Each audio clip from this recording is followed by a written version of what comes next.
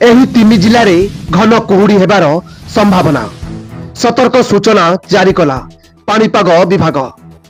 ଆସନ୍ତା 24 ଘଣ୍ଟା ମଧ୍ୟରେ କଳାହାଣ୍ଡି, କନ୍ଧମାଳ ଏବଂ କୋରାପୁଟ ଜିଲ୍ଲାର କେତେକ ଅଞ୍ଚଳରେ ଘନ କୁହୁଡ଼ି ଦୃଶ୍ୟମାନ ହେବ ବୋଲି ଭୁବନେଶ୍ୱର ଆଞ୍ଚଳିକ ପାଣିପାଗ ବିଭାଗ ପକ୍ଷରୁ ପୂର୍ବାନୁମାନ କରାଯାଇଛି। ଏହା ସହିତ ଏହି ସବୁ ଜିଲ୍ଲା ପାଇଁ ସତର୍କ ସୂଚନା ଜାରି କରାଯାଇଛି। ସେହିଭଳି ଝାରସୁଗୁଡ଼ା, କେନ୍ଦୁଝର, ସମ୍ବଲପୁର, ସୁନ୍ଦରଗଡ଼, କଟକ ଏବଂ ଖୋର୍ଦ୍ଧା ଜିଲ୍ଲାରେ କେତେକ ଅଞ୍ଚଳରେ ମଧ୍ୟ କୁହୁଡ଼ି ହେବାର ସମ୍ଭାବନା ଅଧିକ ରହିଥିବା ପାଣିପାଗ ବିଭାଗ କହିଛି। କାଲି ପାଇଁ ଏହି ଜିଲ୍ଲା ସାବଧାନ।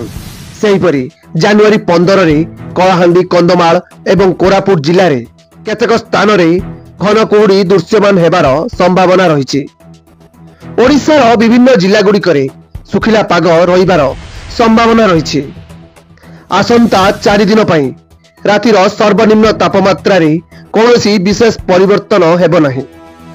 ପରବର୍ତ୍ତୀ ଦିନ ଗୁଡ଼ିକରେ ଓଡ଼ିଶାରେ ବିଭିନ୍ନ ଜିଲ୍ଲାରେ ରାତିର ତାପମାତ୍ରା 2 ରୁ 4 ଡିଗ୍ରୀ ହ୍ରାସ ପାଇବାର ସମ୍ଭାବନା ରହିଛି ବୋଲି ପାଣିପାଗ ବିଭାଗ ପୂର୍ବାନୁମାନ କରିଛି।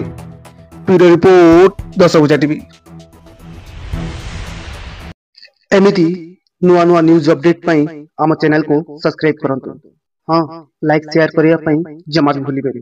नमस्कार।